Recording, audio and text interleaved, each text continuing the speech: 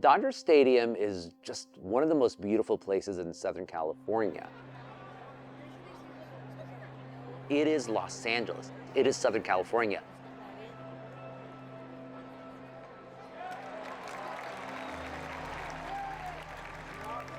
I'm here with my brother, his girlfriend, my cousin, so it's just something that brings people together. My first game was actually when my mother was pregnant, so I was in the womb. I've been coming to the games for like the last 41 years. We're season ticket holders, so we come to about 20 games a year, and every time it's kind of just magical. Can we talk about what the Dodgers represent to you now? Well, it's hard to say what they represent to me now. I have to go back to what did they represent to me then.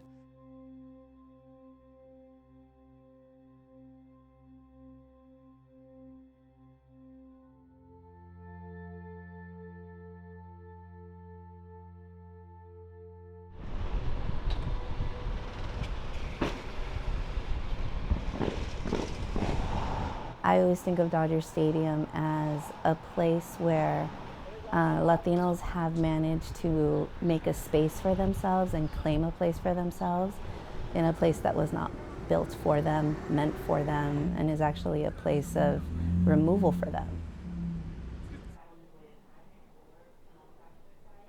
So before Dodger Stadium was in that area, the area was 3 neighborhoods called Palo Verde, La Loma, and Bishop, and over 1,000 families lived there, most of them Mexican and Mexican American. They started moving into the area in the 1910s, and over the decades that followed, they got bigger, the community grew, and they were pretty much a very self-sufficient community. We had like 1, 2, 3 bedrooms, a kitchen, a dining room, and a very large front room. It was a magic world. It was a world where at night you could see the stars. It was a technicolor world. All the flowers, everybody grew their own flowers, they shared them. Many people have described it as a Shangri-La. And I think the reason they do that is because there was such a great community spirit in terms of how we helped each other.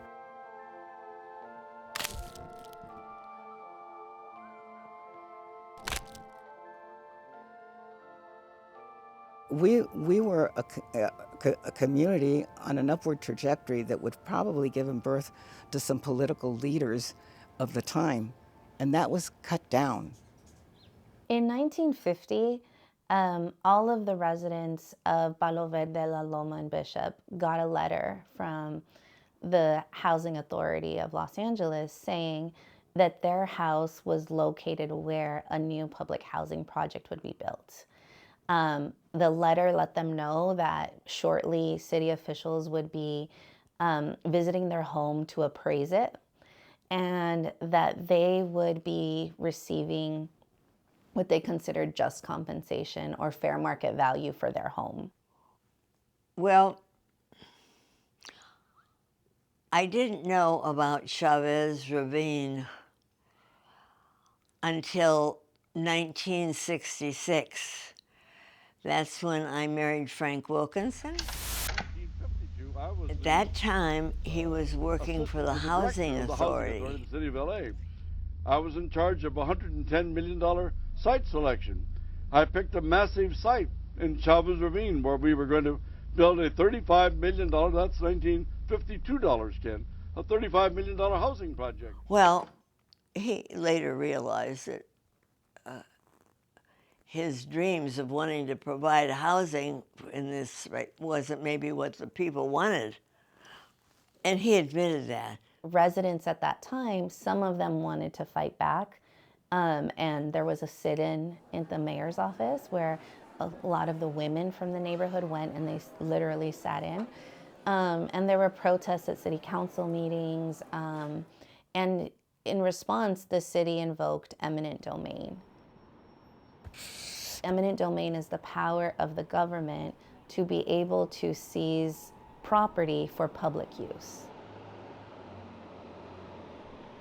Frank didn't see us. He was unable to see us because he had a dream of public housing. I remember the day when Frank Wilkinson delivered the paper to my aunt. I was at home with her alone, and my brother, and we just found out that he had leukemia. But I remember that when he came, he spoke English, and he was officious, and he just stated what he had to state. And remember, this was maybe a 45-year-old woman, and he handed her the paper and just did an about face and walked out. And it left my aunt in tears. She just cried for a long time before she could put herself together enough to call the relatives to tell them that the subpoena had been served. It was pretty sad as I observed it from my little girl eyes. A home is supposed to be where you belong, where you put up roots, where you live your life, where you raise a family, where you create a community. It's supposed to be almost like a God-given right. It's almost like that your guarantee that you belong to this country. Sadly, and far too often, government has not treated homes like that. They see it as a place where that's, for lack of a better purpose, this is where someone lives for the U.S. Census, so we can figure out whether we want to fund more, cut more, or better yet, just get rid of it. So with the introduction of the new mayor in 1953, Mayor Polson, the project effectively gets canceled, and the area of the three neighborhoods really is in limbo for the next couple years, in which some residents, or a lot of residents actually felt, okay, the project got canceled, we can go back home, we can get our homes back. But that didn't end up being the case. In Brooklyn, the Dodgers owner, Walter O'Malley, wants a new stadium. Eventually, the city and county officials in LA managed to bring him out to LA, take him in a helicopter, and have him tour the city from an aerial view. There's debating narratives of how that helicopter ride went, whether it was the city officials or it was Walter O'Malley that looked and saw, the hills of Chavez Ravine and said, there is where a baseball stadium can be built.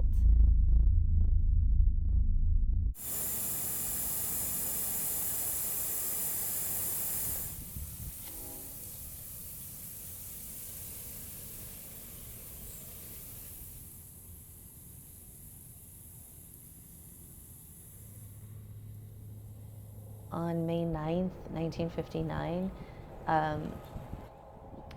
it was kind of one of the most dramatic or really egregious acts of this history.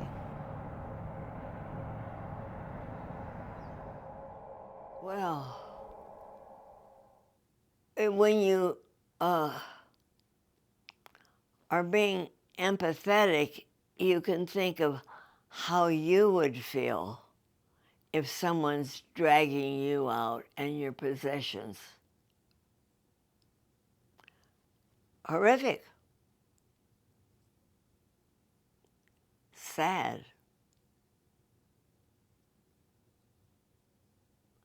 I can't say anything more.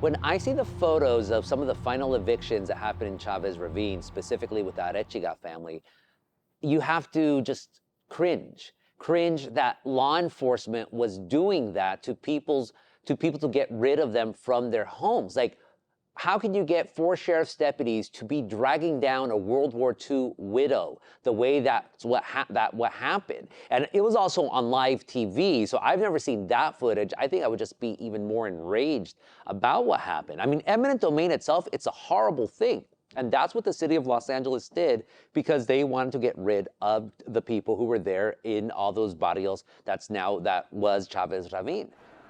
A lot of people will say that Fernando Valenzuela being so magnificent in 1981 made Latinos forget about Chavez Ravine, but I don't believe that. A lot of Latinos who came in after 1965, they were Mexican immigrants. They had no knowledge whatsoever about Chavez Ravine until people told them. But by then, they had already bought into what the Dodgers were because of Fernando Valenzuela. And I still don't think that Fernando absolves the Dodgers of what, or really Los Angeles of what happened in Chavez Ravine, but fans would have still loved the Dodgers with Fernando. That's just what it boils down to, because Fernando was a winner and nothing cleans away sins like winning. Some residents will never be okay with the Dodgers. Some of their children will be.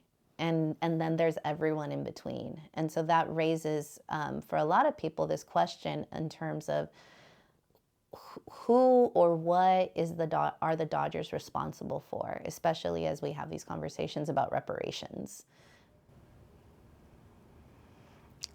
When someone asks me about reparations, the first thing that comes to mind is, can you replace my brother? Can you replace those heroes that died in World War II, and then the government took their home and their property? Can you really repair that kind of trauma? What happened in Chavez Ravine is really a warning by the city of Los Angeles to all working class people, but especially Latinos. Your homes are not safe. Your neighborhoods are not safe. If we as a city decide we want it for something that we think is more important than your lives, than your families, than your legacies, we'll just take it over. Who's to say it can't happen again?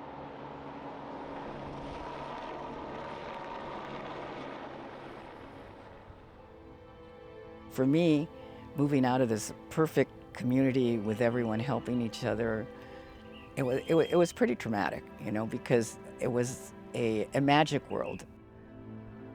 The destruction of those special memories, the trauma that they caused to many of us. How do you move someone morally?